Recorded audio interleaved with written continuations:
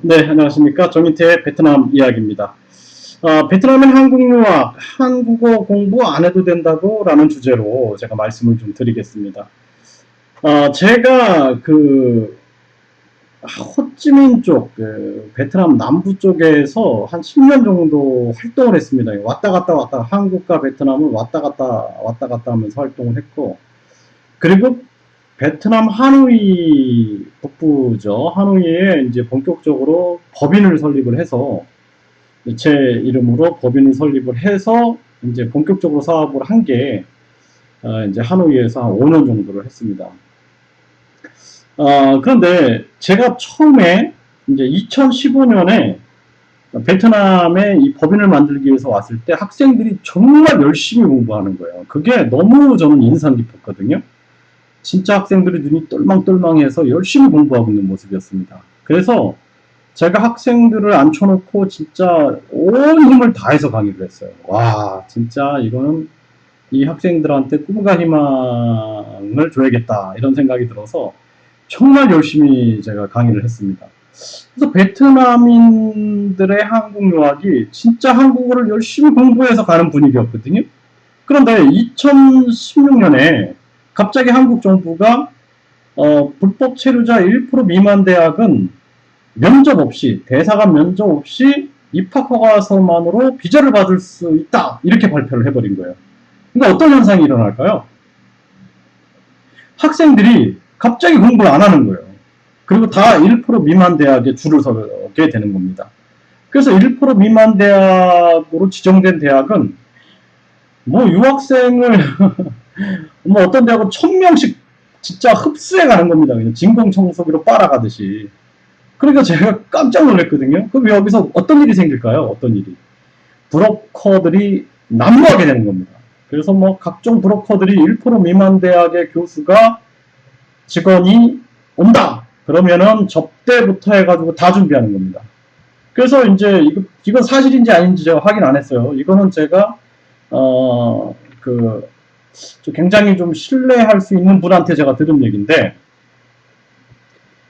심지어는 진짜 한국 대학에서 보면은 뭐 비아그라를 그렇게 준비한다. 예? 뭐 하룻밤에 뭐 5명 6명씩 넣어줬다. 뭐 이런 얘기를 제가 들으니까 와 이게 진짜 개망신이다 이런 생각을 했어요. 저는 한국 대학이 이제 저도 한국에서 대학에서 강의를 하다 왔으니까 한국 대학이 오면은 저는 한국인들 똑같잖아요. 그냥 차 준비하고 진짜 과일 정도 준비를 합니다. 그냥 왜냐면은 뭐 한국 대학 가면은 뭐 사실 뭐 물 한 잔 주고 차 한 잔 주시잖아요. 똑같은 거예요. 여기도. 그래서 차 한 잔하고 과일을 준비해서 이렇게 같이 과일을 먹으면서 다가를 이야기하면서 진정성 있는 대화를 나누는 거거든요. 그리고 이제 뭐 조금 더 깊은 대화를 나눈다 그러면은 뭐 베트남 그냥 전통 식당 같은 데 가서 식사를 하는 정도인데, 이게 뭐 이제 이후에 뭐 가라오케, 룸사롱 같은 데로 가가지고 이어진다. 그럼 거기서 이제 문제가 터지는 거예요. 거기서 이제 각종 접대부들이 들어와가지고 그 접대부들이 이제 다 고용된 거죠. 그래가지고 어떻게 하면은 이제 1% 미만 대학에 입학 허가서를 받아낼까.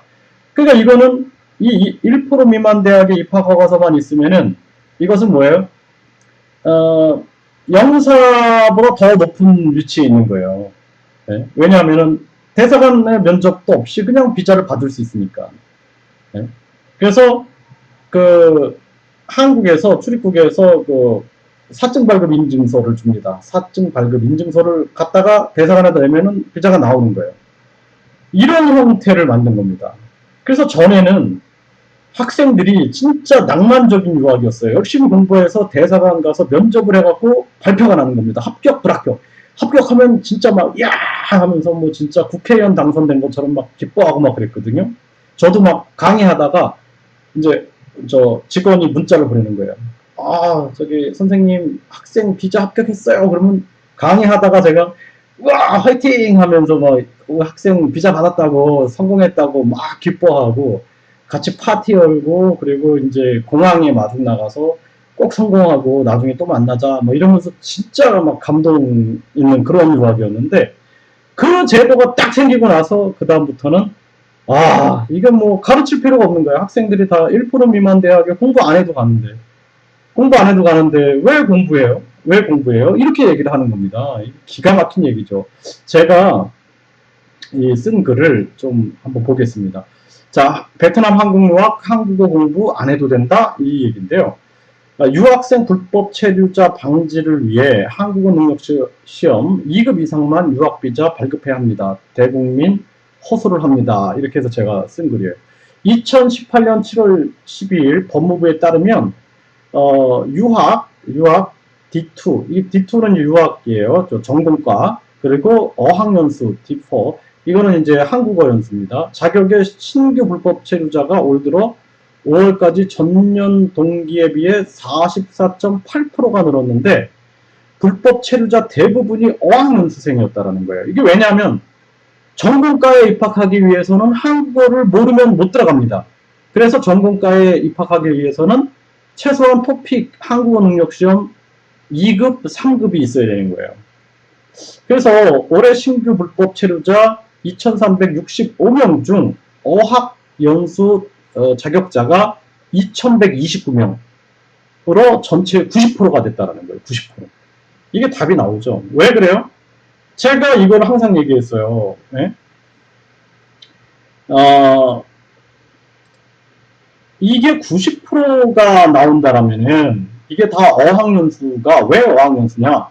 한국어 공부 하나도 안 하고 입학허가서만 받아도 비자를 받을 수 있었으니까 이런 현상이 나온 겁니다. 이런 2,129명 90% 불법 체류자 지금 신규 불법 체류자 2,365명 중에 2,129명이 90%가 불법 체류자인데 그게 다 어학연수생이었다는 거예요.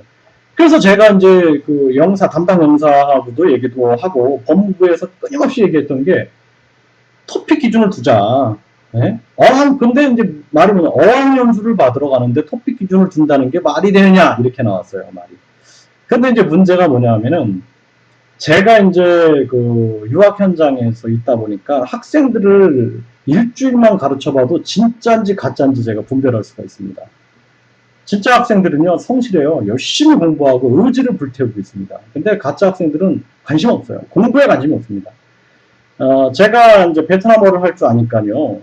네? 제 이제 영상에서 보면 제가 베트남어를 가르치는 영상들이 있죠. 그래서 베트남어를 할 줄 아니까 저한테 상담이 하루에 한 100개 이상이 옵니다. 그러면은 그 상담 내용을 보면은 선생님 뭐 토픽 하나 만들어 줄 수 있나요? 이런 내용이에요.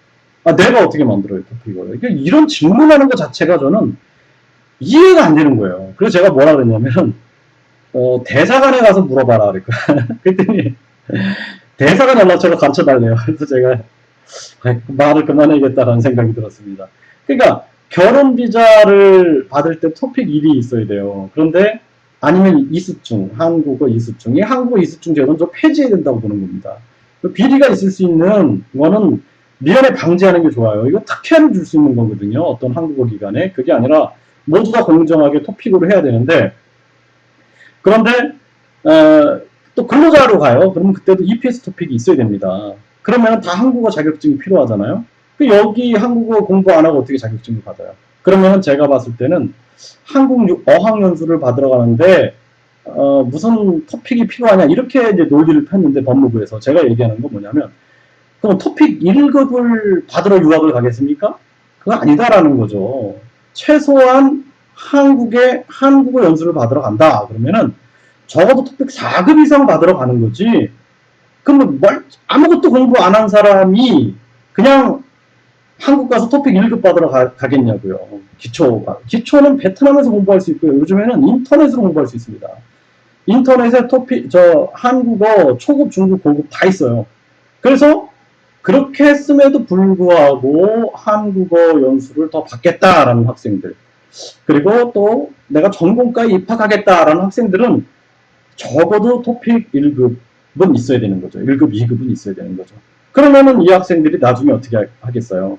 전공과에 들어가서도 중도 탈락자가 안 되고 수업을 잘 들을 수가 있습니다. 제가 대학에서 강의할 때 학생 10명이 이제 외국인이었거든요. 다 졸고 있어요. 왜 도냐 물어보니까 이해하지 못한다 그러더라고요. 할 말이 없는 거예요, 제가.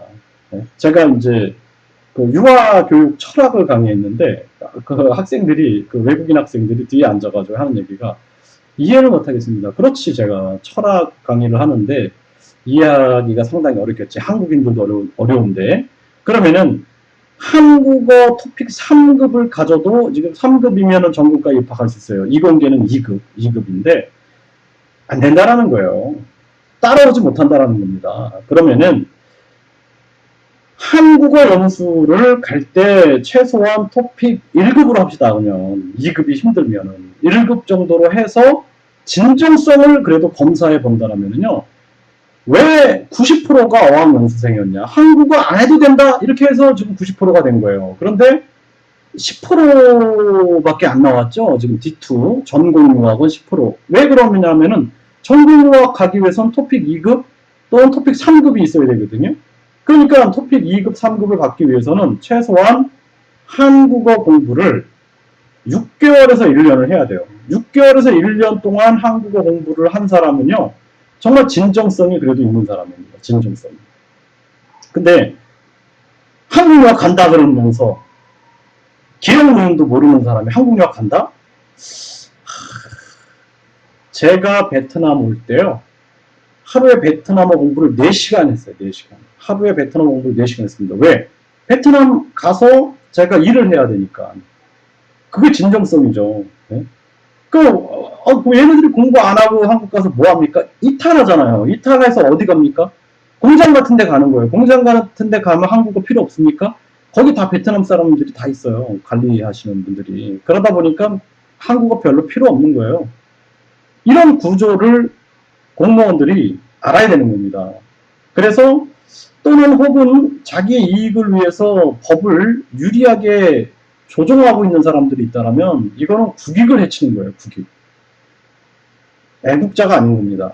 적어도 뭐 애국자는 아니더라도 나라에 피해는 주면 안 되죠. 그래서 지금도 이게 지금 굉장히 중요합니다. 지금도 매일 학생들은 1% 미만 대학 탈영만 하고 있어요. 그러니까 제가 공부하라 그러면 저 미친 사람이라고 생각하는 거예요. 다른 데는 다 공부 안 해도 비자 받는데 왜 저 사람 맨날 공부하라고 하는가. 이게 참 안타까운 거예요. 제도 때문에 한국어를 진흥시키고 한국 유학을 발전시킬 수 없는 그 현실이 너무 안타까운 거예요, 제가. 왜냐면은, 이게 한국어를 제대로 가르쳐서 보내서 중도 탈락자도 없고, 걔네들이 나중에 진짜 한국의 국익을 위해서, 또 자기 본인의 국가의 국익을 위해서 진짜 열심히 좋은 결과를 만들어내면 좋을 텐데, 이거 어디에도 없어요. 제가 지금 미국, 프랑스, 그리고 아일랜드, 또 뭐, 호주, 뉴질랜드, 여러 나라들 그 관련된 유학을 하는데, 어느 나라에도 이런 제도가 없어요. 한국만 있는 거예요, 한국만. 빨리 폐지해야 됩니다. 빨리 폐지하고, 뭐, 이탈률이 높다 그러면은 그 대학에 제한을 가하면 되는 거예요. 지금 뭐, 예를 들어서 비자 제한 대학 하잖아요, 지금. 컨설팅 대학. 그래서 컨설팅을 받게 하고 비자 제한 대학 이렇게만 하면 되는 거예요. 1% 미만 대학만 없애면 됩니다.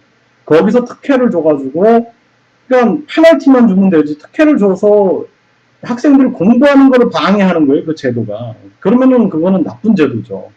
공부를 하게 만들어야죠. 공부를 하게. 네. 한국어 공부 없이 한국어 간다는 거 말도 안 된다는 얘기를 제가 좀 말씀을 드렸습니다. 이거 제가 SBS 방송국에서도 많이 얘기했어요. SBS 뉴 스토리에 한국 가서 바로 도망간다. 뭐 유학 브로커 한번 검색해 보시면은 나올 겁니다. 그래서 국민들이 대국민 호소라고 제가 말씀을 드렸는데 좀 관심을 가져주셨으면 좋겠습니다. 감사합니다.